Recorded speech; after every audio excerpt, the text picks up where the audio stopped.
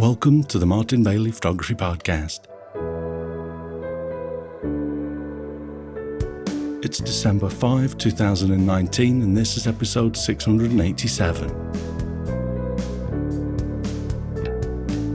I recently picked up a Rolleiflex 3.5f twin lens reflex camera made 2 years before I was born, and have had a lot of fun researching and acquiring the accessories that I wanted for it, and of course actually shooting with this new camera. So today I'm going to share my findings with you. If you are firmly in the digital camp, then this episode may not be of much interest to you, but keep a mental note of it and come back when the time is right. Unlike the rapid-paced update cycles of our digital cameras, the camera that I'm going to talk about is at this point 54 years old, making it 2 years older than me. So the technology isn't exactly going to be outdated if you come back to this post in, say, 2 or 3 years, or maybe even a few decades from now. I've actually been hankering after a Rolleiflex camera for many years.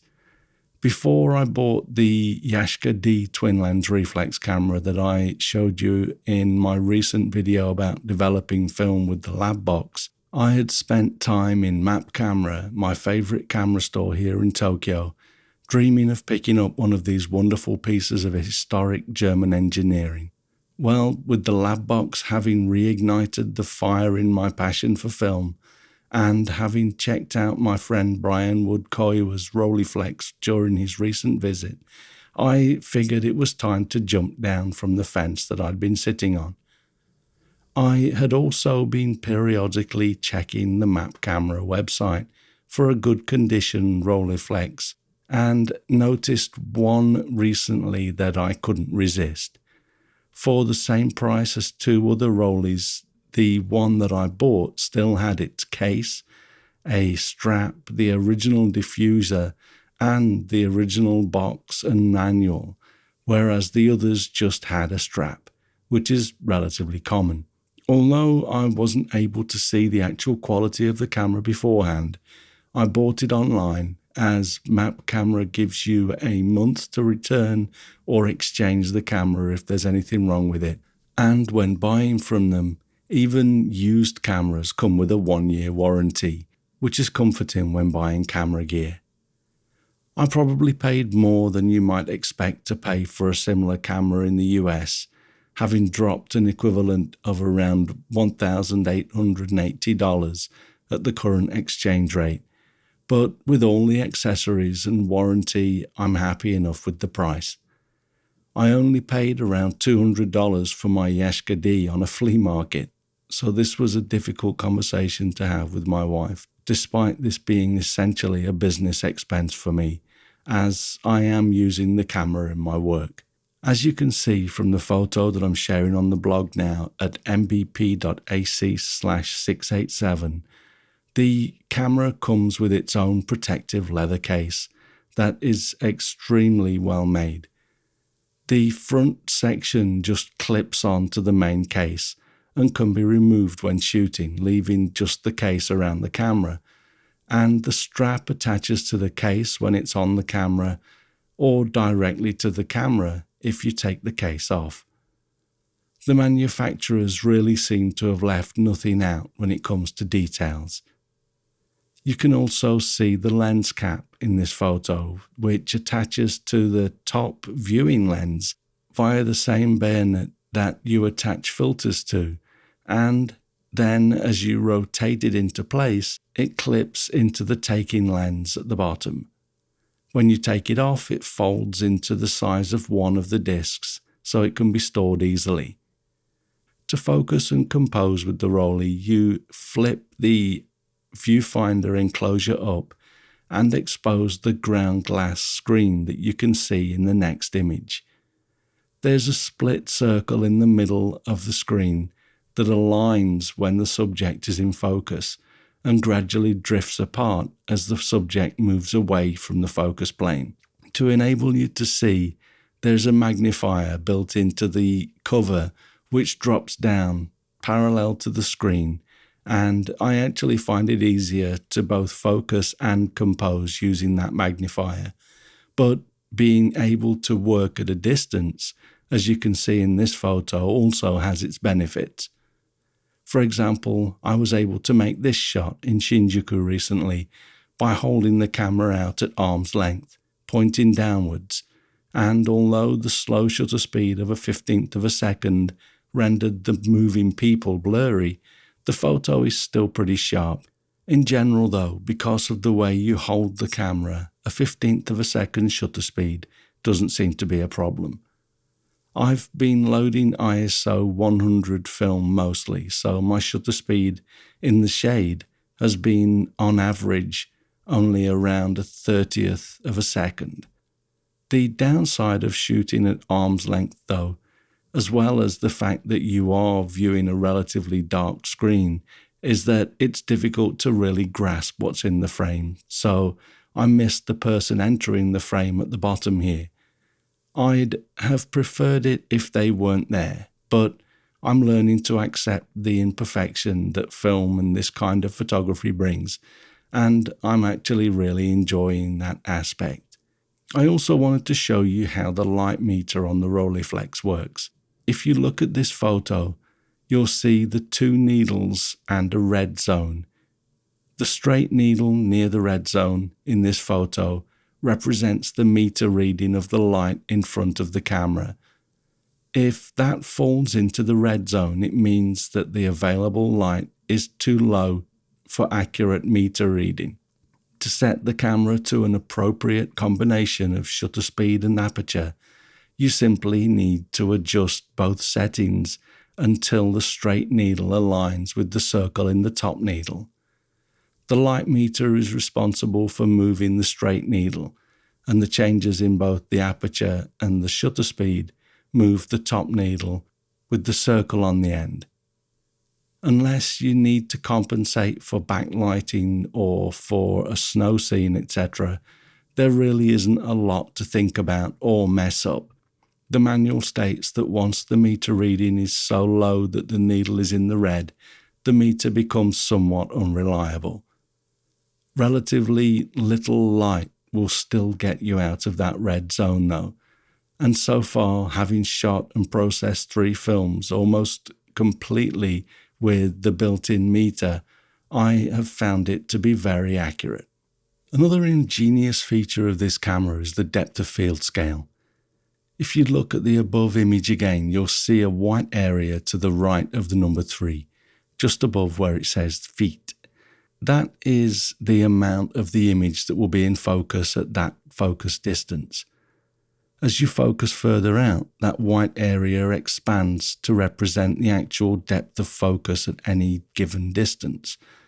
Having developed my own depth of field calculator for our Photographer's Friend app, I realized that this isn't difficult to calculate, but the fact that they were able to build that mechanically into the focus dial of a camera 54 years ago is astonishing to me. Of course, the other parameter that affects exposure is the ISO of the film in use, and the Rolleiflex takes that into account when calculating exposure. Here you see the ASA and DIN dial, and ASA is basically the same as our current ISO standard. So you can see here that I have the dial set to 100, as I have ISO 100 film loaded right now. You can set the ISO from 12 to 1600, and I actually have some ISO 25 Rolleiflex RPX film that I'm going to be trying next week. Apparently, it has beautiful shadow detail, and the low ISO will help me to get some long exposures for some seascapes that I'm planning. I've also found a place here in Japan that makes filters that can be attached to this camera. So I've ordered an ND8 and an ND400 filter, as well as a polarizer filter. You may think that the polarizer is redundant on black and white film, but it will still quite naturally darken the sky and remove reflections from water and metallic surfaces, so I figured it wouldn't hurt to get one as I'm having some made. Unfortunately, they will not arrive in time for my upcoming seascape strip, so I'll be taping some NDs to the lens hood for the long exposures then. Also note the dial above where it says ASA 100 in this photo that I have set to 1.5. That is essentially an exposure compensation dial. If you use a filter, for example, the medium yellow filter, to bring out the contrast between clouds and the sky, you have to dial in around 2/3 of a stop compensation. You can also use this to calculate the shutter speeds of up to a 3-stop neutral density filter. The light meter itself is the line of small lenses that you can see below the large Rolleiflex title on the top of the front panel. The camera came with a white diffuser strip that covers these lenses and enables you to take an incident light meter reading by pointing the camera towards the light source. I haven't shot like this so far, but I will be trying this in Hokkaido in January for my landscape tour, and I'll report back if there are any idiosyncrasies to note. You change the aperture with the left dial on the front between the two lenses and change the shutter speed with the right dial. This position puts the main controls right at your fingertips, or rather I should say thumb tips when holding the camera. The shutter button in the bottom right corner is perfectly positioned below your index finger, and there is a safety switch to lock the shutter button when you aren't shooting to prevent you from accidentally pressing it. In the bottom left corner, which is the right side of the photo that I've got on the blog at the moment, there is a flash sync socket, and this actually works to fire my ProPhoto Studio lights, so I can shoot with strobes if necessary. The readout for the aperture and shutter speed settings is in a small window on top of the top lens. The aperture for this model ranges from f3.5 to 22, and the shutter speed ranges from 60 seconds to a 500th of a second. You can only automatically release the shutter down to 1 second though. If you set the camera lower than 1 second, you have to use a cable release and time the amount of time the shutter should be kept open yourself. The 2 to 60 second scale is really just for metering purposes, but it's pretty amazing that the camera does that. The switch with the V and the left pointing arrow in the top left of this photo is the flash synchronization and self-timer switch. If you pull that lever down before releasing the shutter, you get an approximately 10-second timer before the shutter releases, so you can use this camera for selfies as well. The minimum focus distance of the Rolleiflex 3.5F is relatively long at around 1 meter or just over 3 feet.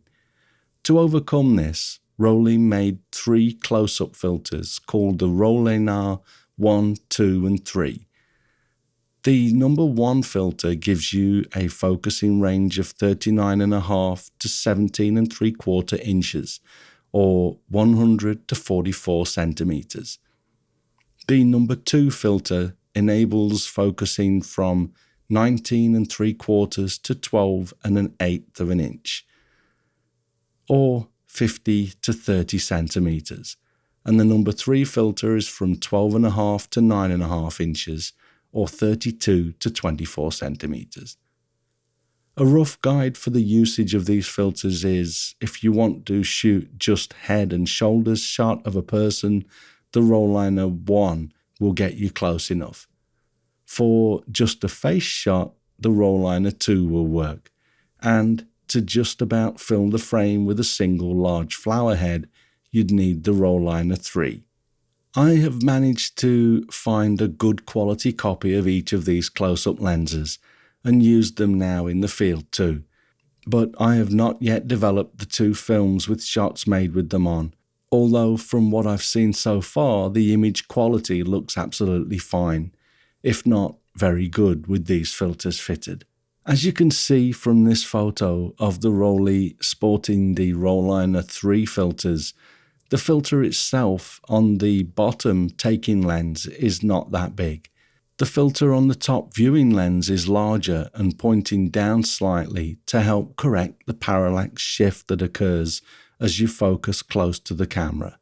I'm still not sure how accurate this is, but looking at the line of sight when shooting, I imagine they're doing a pretty good job.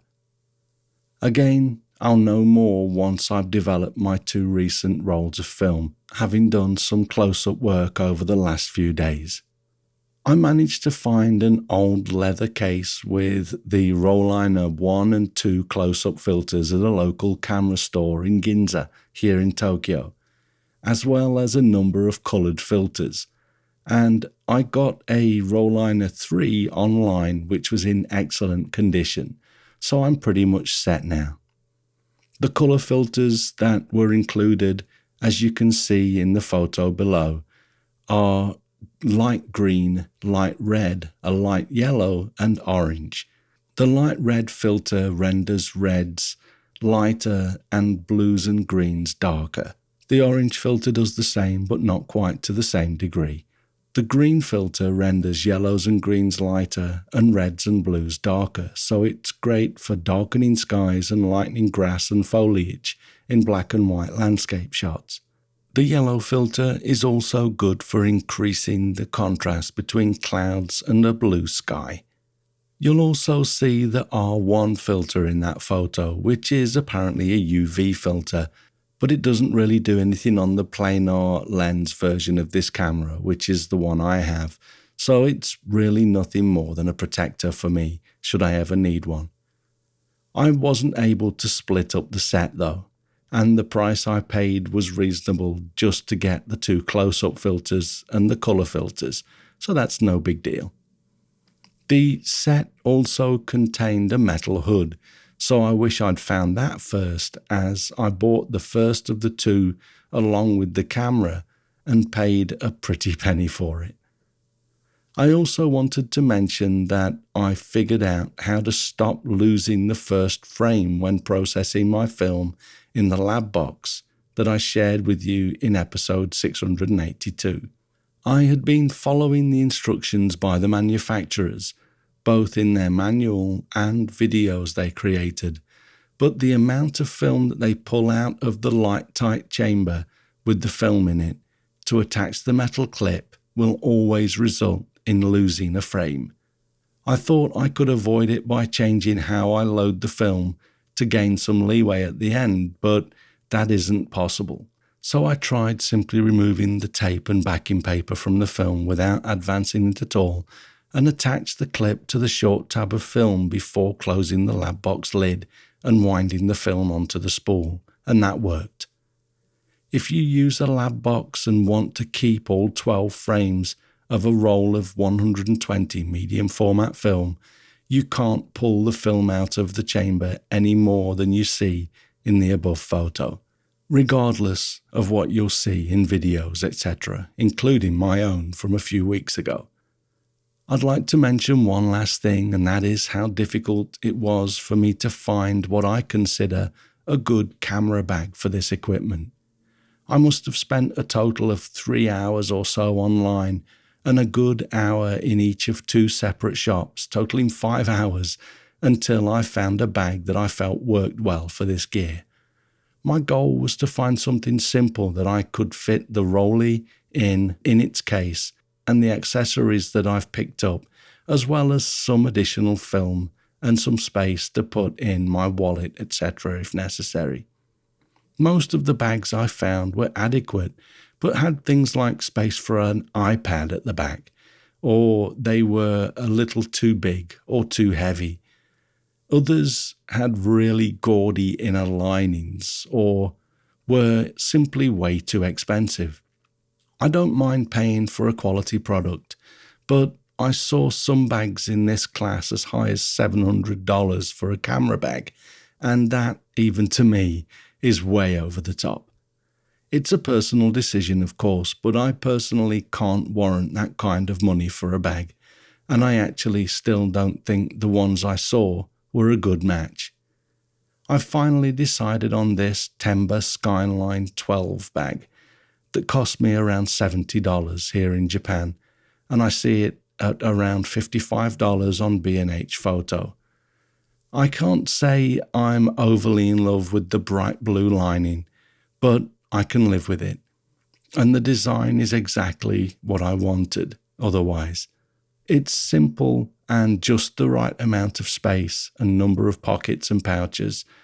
When I go out with just this bag, this is all I want to carry. And this bag being as light as it is, even with my Rolleiflex and accessories inside, it weighs very little. I can easily carry this around all day without getting tired. I've included a number of photos here to illustrate how I'm using this bag, including dropping in my light meter sometimes to help with exposure. As the Rolleiflex incorporates a light meter, I am referencing that most of the time, but occasionally I'm finding that I need to get a spot meter reading from something like a bright object against a dark background, and it just helps to have a separate meter. The only thing that I wish was different about the bag is that the strap is fixed to the bag and cannot be removed, so I had to buy a rubber attachment for the strap to stop it sliding off my shoulder. Just the nylon strap alone would not stay put, so I had to pay extra for the attachment. I am very happy with this bag though, and think it's a great match for the Rolleiflex. If I come across something better, I'll update you later, but I'm happy enough with this combination that I don't intend to actively look anymore. Here to finish is a selection of images that I've shot on November 29 and 30 in 2019 to give you a feel for the sort of work I'm doing with this camera. It's a little bit different than my digital work, but I would like to think that there's still plenty of Martin in these. And I definitely don't want to be the sort of photographer that falls in love with the process and shoots film purely for the experience and totally ignoring the need to actually think about what I'm shooting. Just being recorded on film doesn't make the image special, and I want to keep that in mind as I do more of this work.